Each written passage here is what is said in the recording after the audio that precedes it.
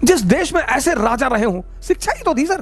विक्रमादित्य की अगर आपने पहली कहानी सुनी हो, वेताल 25, पहली कहानी विक्रमादित्य जाता है। सोचिए क्या शिक्षा देने का तरीका था हमारे देश में, कहानी सुनाकर संदेश देना। उस देश में ऐसी किताबें छपने लगी जिनसे कोई मतलब ही नहीं।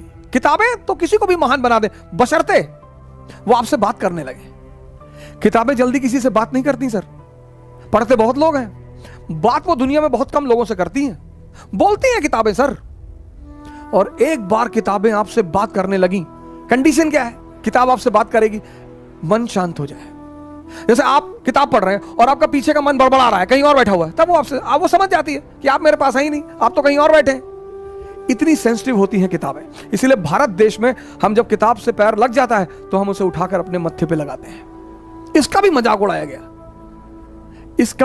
उड़ाया गया, यार तुम लोग तो किताब उठा के सर से लगाते हो। बिल्कुल सर, जिससे किताबें बात करने लगे, और एक ही शर्त है किताबों की बात करने का, अगर आपका मन शांत है और आप सिर्फ उन्हीं से बात कर रहे हैं, तब वो आपको जवाब देंगी पलटकर। और अगर आपका मन शांत नहीं है, आप पढ़ते रहिए जितना आपको पढ़ना है, एक लाइन।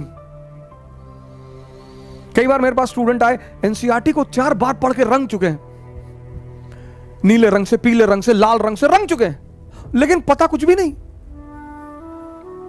लेकिन हमारी जो शिक्षा पद्धति थी, कहानी। विक्रमादित्य जाते हैं, बरगद के पेड़ पर एक लाश को उतारते हैं, अपने कंधे पे रखते हैं, तो लाश उन्हें कहानी सुनाना शुरू करती है। अब सोचिए सर, इस कहानी का मकसद क्या है, सुनिए कहानी और उसका मकसद। लाश उन्हें कहानी सुना, क्या तरीका था पढ़ाने का, संदेश देने का। ये पश्चिम के लोग कहते तुम लोगों ने सिर्फ कहानियां लिखी, उन कहानियों में बाबूजी ऐसी ऐसी बातें लिख दी है ना कि समझ जाओगे तो जिंदगी बदल जाएगी। इतने अमीर हो, इतना समृद्धि, भौतिक समृद्धि पा चुके हो, लेकिन ध्यान करने भारत ही आते हो।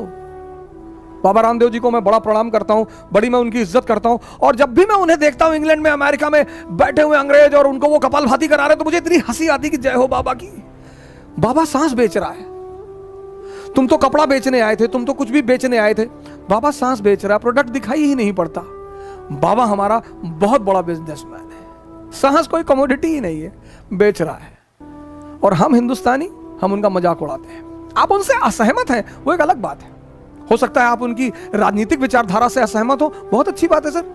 मैं आपसे बार बार कहता हूं कि मतभेद का मतलब मनभेद कभी नहीं होता सर। आप में से बहुत सारे घरों में आप नॉनवेज खाते हैं, आपकी माताजी नहीं खाती, आपके पिताजी नहीं खाते, तो इसका मतलब दुश्मनी सर? बिल्कुल नहीं।